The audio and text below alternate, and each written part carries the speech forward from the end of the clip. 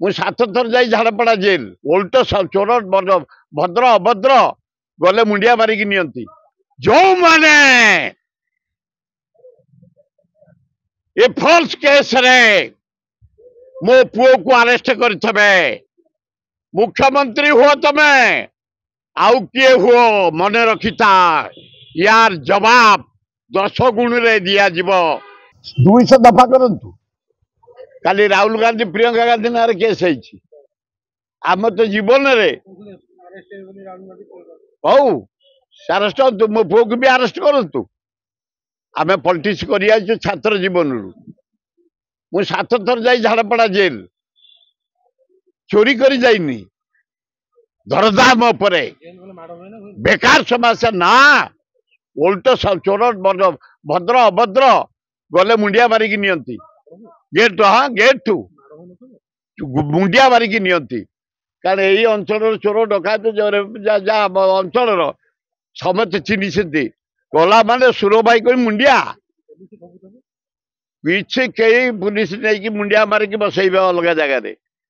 ଛାଡ, ଶୁଣ, ମୁଁ ଏକୁଟିଆ ଯାଇନି, ମୋ ସାଥେ ନିରଞ୍ଜନ ପଟ୍ଟନାୟକ ଯାଇଛନ୍ତି ଜେଲ, ରାମରଥ ଯାଇଛନ୍ତି ଜେଲ, ଜୟଦେବ ଜେନା ଯାଇଛନ୍ତି ଜେଲ, ବହୁ ବନ୍ଧୁ ମୋ ସାଥିରେ ଜେଲ ଯାଇଛନ୍ତି। ଆମେ ଯାଇଛୁ ଦରଦାମ ପାଇଁ, ଆମେ ଯାଇଛୁ ରାଜ୍ୟର ବିକାଶ ପାଇଁ, ଆମେ ଯାଇଛୁ ଲୋକଙ୍କର ଉପକାର ପାଇଁ, ଖାତିର ନାହିଁ। ଶୁଣନ୍ତୁ, ରୁଜୁ କରିଛନ୍ତି ତେଲିଆ IIC commissioner police, DG police, ମୁଁ ପଚାରିବାକୁ ଚାହେଁ, ମୁଁ ସ୍ପଷ୍ଟ ଜାଣିବା ପାଇଁ ଚାହେଁ, ନରେନ୍ଦ୍ର ମୋଦି ତମର ଏଡେ ସାହସ, ସୋନିଆ ଗାନ୍ଧୀ କହିବ ଜର୍ସି ଗାଈ, ହଁ ତମ ନାଁରେ କେସ୍ ହବନି। ମୁଁ ପଚାରିବାକୁ ଚାହୁଁଛି, ନରେନ୍ଦ୍ର ମୋଦି ତମେ ରାହୁଲ ଗାନ୍ଧୀ କହିବ ପପୁ, ହଁ ତମେ ପ୍ରଧାନମନ୍ତ୍ରୀ, ତମ ନାଁରେ କେସ୍ ହବନି। ମୋହନ ମାଝୀ ତମେ ପାଣ୍ଡିଆନ କହ, ପାଣ୍ଡୁ ରାଜ୍ୟରେ ଏତେ ବିକାଶ କରିছে, ତମ ନାଁରେ କେସ୍ ହବନି। ମୋ ପୁଅ କହିଲା ବିଜୁ ପଟ୍ଟନାୟକ ବିଶ୍ୱର ନେତା, ତା ଷ୍ଟାଚୁ ଆଗରେ ନରେନ୍ଦ୍ର ମୋଦି କଟାଉଟ ଲାଗିବ, ମୋହନ ମାଝୀର ଲାଗିବ।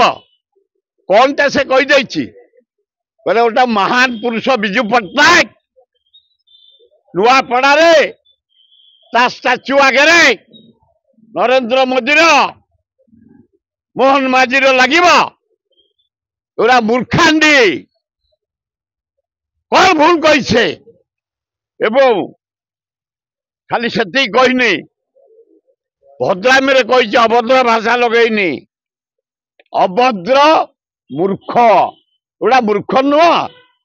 ତେବେ ଗୋଟେ ମହାନ ପୁରୁଷ ଆଗରେ ତମ ଫଟୋ ମାରିଛ, କଟାଉଠୁ ତମ ଚିକଣ ଦାଢି, ମୋହନ ଭାଇ ତମ ଚିକଣ ଗାଲ ବିଜୁ ପଟ୍ଟନାୟକ ଷ୍ଟାଚୁ ଉପରେ, ଏଗୁଡ଼ା ଅଭଦ୍ରାମୀ ନୁହଁ, ଏଗୁଡାକ ମୂର୍ଖାମୀ ନୁହଁ। ସେ କହୁ କହୁ ଏଇଆ କହିଛି। କଣ ଗୁଡାକ ପାପ କରିଦେଇଛି, ତମେ କେସ୍ କରିଦବ, କର, ଆମେ ବେଲ ଆଣିବୁ, ହଜାର ହଜାର ସଂଖ୍ୟାରେ ଯାଇ ଜେଲରୁ ତାକୁ ମୁକୁଳେଇବୁ। ଏବଂ ଯୋଉମାନେ ଏ ଫଲ୍ସ କେସରେ ମୋ ପୁଅକୁ ଆରେଷ୍ଟ କରିଥିବେ, ମୁଖ୍ୟମନ୍ତ୍ରୀ ହୁଅ ତମେ ଆଉ କିଏ ହୁଅ, ମନେ ରଖିଥା ୟାର ଜବାବ 10 ଗୁଣରେ ଦିଆଯିବ, 10 ଗୁଣରେ ଦିଆଯିବ। ଆଜି ପ୍ରତିଜ୍ଞା କରି କହୁଛି, ଯେ ଫଲ୍ସ କେସରେ ଇନଭଲ୍ଭ, ଯିଏ କେସ୍ କରିଛନ୍ତି ଫଲ୍ସରେ, ମୂର୍ଖାଣ୍ଡି କହିଦେଇଛି, ସେ କଣ ମାରି ଯାଇଛି। ତମେ କାହିଁକି ବିଜୁ ପଟ୍ଟନାୟକ ଆଗରେ କଟାଉଟ ହେଇଥିଲ? ତମେ କାହିଁକି ତ ମୋହନ ବାଦ ତମେ ଲଗେଇଥିଲ? ଚିକଣ ମୁହଁ ଦେଖଉଥିଲ, ଚିକଣ ଦାଢି ଦେଖଉଥିଲ। ଯଦି ଫଲ୍ସ କେସ୍ ହୁଏ ୟାର ଜବାବ 10 ଗୁଣିରେ ଦିଆଯିବ। ସମୟକୁ ଅପେକ୍ଷା କର।